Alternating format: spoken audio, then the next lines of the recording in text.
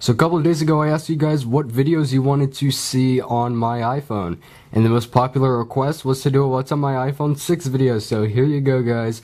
This is what is on my iPhone 6. Now keep in mind, since I just got this 2 days ago, not a lot of things are on it, to be quite honest.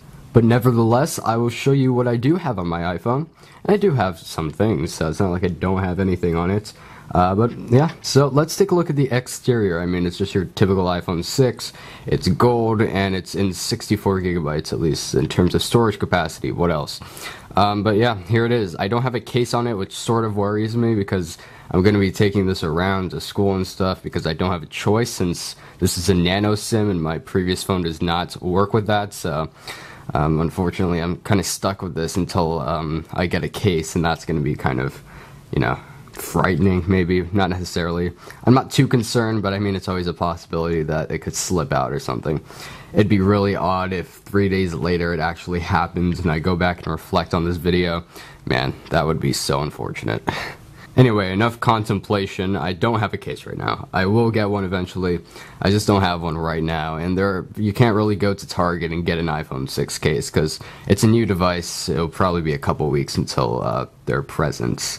So if you're familiar with my What's on my iPod Touch videos, we basically go through the applications that I have on my device, and then afterwards we go into the music that I have. And since there isn't a jailbreak yet, unfortunately, we will not be able to review the jailbreak tweaks because there aren't any. So it'll basically be a rundown of the apps I have, and we'll take a look at some of them, and also the music that I have on my iPhone. It's virtually identical to what I have on my iPod Touch, so there's nothing too different. But you guys requested it, and of course it's a great video to make. It's just that there's not anything that's too radically different from what I have on my iPod Touch. So if you haven't watched those videos, go ahead and watch them if you'd like. I do have a succession of videos relating to what I have on my iPod. Of course, this is going to be different. This is probably going to be a different series, what is on my iPhone, of course, since this is an iPhone. But I also will continue my other series, of course, what's on my iPod Touch. So yeah, fear not. So here is my wallpaper. This is also evident on my lock screen if we go here. Okay, there we go. It's my lock screen wallpaper, and it's also my springboard wallpaper. It's just a stock wallpaper. I love this wallpaper.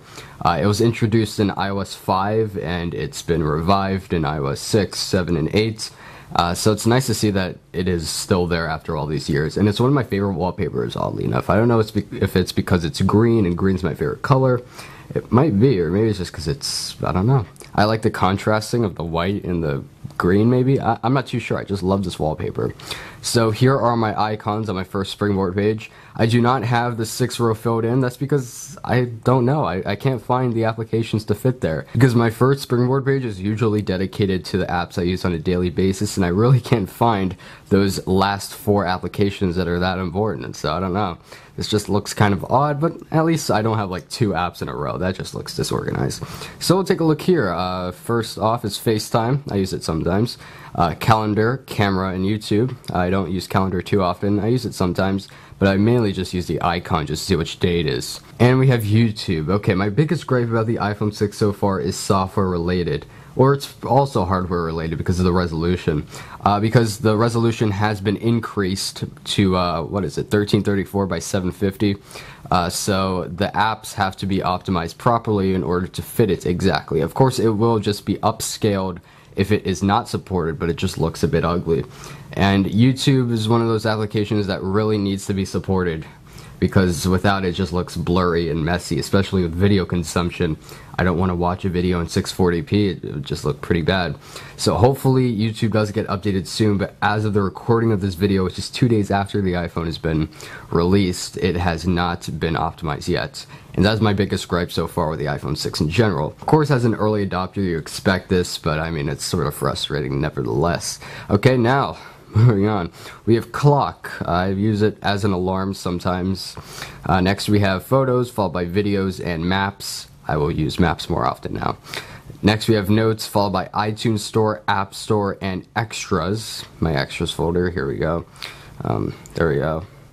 Yeah, fantastic. Just all the apps that I either never use or I just, yeah, basically never use, like SwiftKeys. I don't need that there. VShare doesn't even work, so it's whatever. You know what, I'll probably delete it now. It doesn't even work to begin with.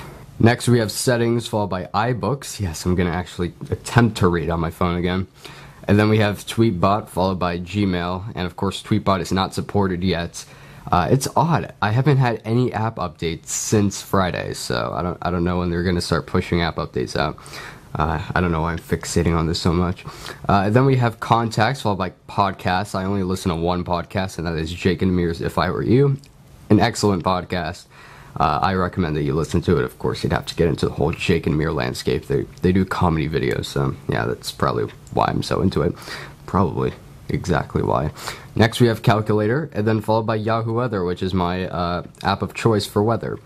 So moving on to my second Springboard page, it's rather disorganized. We just have a smorgasbord of applications. It's nice that it came with the Numbers, iMovie Pages, and Keynote and GarageBand suite, or the Office suite, I'm not exactly sure what it's called. But it came with those applications. The iPhone came pre-installed stock with it, which is great because it's like, I believe, a $20 value, or even more potentially. But yeah, it's great that it came with those applications. Will I ever use them? Probably not, but it looks nice. So yeah, there we go. Then we have Asphalt 8, followed by Real Racing 3, followed by BB Racing. Wow, 3 racing apps in a row. I suppose you can tell which games I like to play. I do like playing racing games primarily, especially on mobile, since of course toe controls are a thing. And then we have Madden Mobile. Haven't played this yet, but I've heard that it's okay.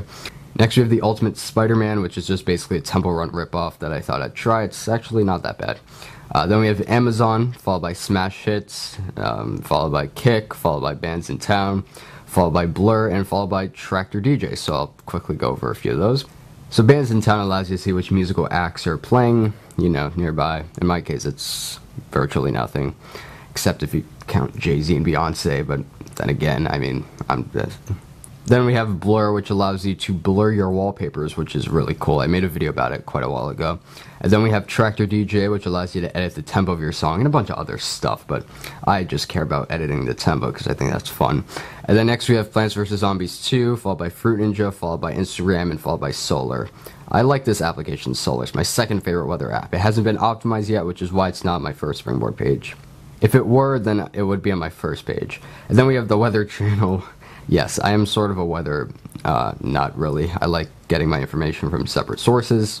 I don't like to obtain it from one source because usually it can either be faulty, inaccurate, or a combination of the two, although they sort of overlap. And then we have Swing Copters, followed by iFunny and Show of Hands. Swing Copters, I'm sure you all know what that is. Then we have iFunny, which is just stupid. And then we have Show of Hands, which is a polling application that has a community of a couple thousand people. But it's still fun, and I've mentioned it in a lot of my other videos. And then on my third page, we have Speed Test, Edmodo, which is for school. All the teachers post stuff on there. And then we have iTranslate, the translation application. No Breaks, which is a pretty fun free iOS game. Jupiter Jump, which is a paid iOS game that I made a review of a couple months ago that I really like. Then we have a couple of benchmarking applications that will be in a future video, where I'll show you the gaming performance because you guys requested that as well. So there we go, those are the applications. I know it's boring, but hey guys, I just got my iPhone a couple days ago, so you can't really expect too much. And on my dock we have music, or on my dock I have music, not we, because we don't share the dock. Anyhow, we have music, messages, phone, and Safari. So it's a little bit different because of course there's a phone in this thing, so I do have phone in my dock. So those are the applications I have. If I had to pick one I use most often, it's Tweetbot, even though it hasn't been optimized yet. I guess we'll go into that. Yeah, it's a little bit enlarged. You probably can't tell from the camera, but yeah, it doesn't look too great. But still, it's nice, and it still beats the stock Twitter app, in my opinion. So that's the app I use most often. I haven't been playing these games recently. I just downloaded them to keep them there, because 64 gigabytes of storage is awesome. It's great having that leeway instead of cramming it into 32 gigabytes of storage like with my iPod. Of course, being in South Florida, weather patterns are really unpredictable, but I guess this casts a nice shadow on the background. I just wanted to have some natural light instead of some artificial light, but I guess... Oh, and now the sun's coming back up again. Anyhow, let's take a look at my music. This shouldn't take too long as it's very similar to what I have on my iPod Touch if you want to take a look there. I know Ariana Grande's new album came out, but I just still have that one song problem because it's honestly the only song I find interesting to listen to. So what I've been listening to recently, I've listened to the Beck album, Sea Change. I will listen to Morning Phase, the new album, soon because it's apparently similar to that, and I'd probably like it. Here we go. Been listening to a lot of Radiohead and The Strokes lately. Of course, that's sort of what I've been listening to primarily. Also, the new U2 album. Oh my god, the huge frenzy over this. Really, no need to freak out over this. It's not the end of the world. It's just an album given for free. Free. It's complimentary. Okay, delete it. Don't make a big deal out of it. There we go. And then all will be right with the world. My god, and it's a good album too. It's not like it's bad. Okay, so yeah, I've been listening to Songs of Innocence. I haven't listened to all the songs, so I can't really give you my complete review, but I like it so far. It's very good. I prefer No Line on the Horizon. I don't know, I just like that effort more since it had more electronic elements, and this is just sort of, I wouldn't say old U2 because it's not necessarily, but it's more of a roots rock sort of thing. I haven't listened to everything, of course, so I can't give my complete opinion on that. But here's what I listen to. Yeah, so that's it. That's what I have. And that is what is on my iPhone 6. I know this video may not have been that interesting, and I apologize for that, but you have to understand. I just got it, and I've barely had time to use it. And fun fact, I haven't charged this since I got it. So, this phone has excellent battery life. Either that, or I'm just used to the atrocious battery life of my Nexus 4. But there we go, guys. That is what is on my iPhone 6. If you enjoyed this, be sure to give it a thumbs up. If you have any suggestions for videos you'd like to see next, leave them down in the comments below. Hopefully when I do more stuff on this, I will have more stuff on it. Maybe that makes sense. Of course it does. It makes perfect sense. Thank you for watching this video. If you liked it, give it a thumbs up, as it does help me out.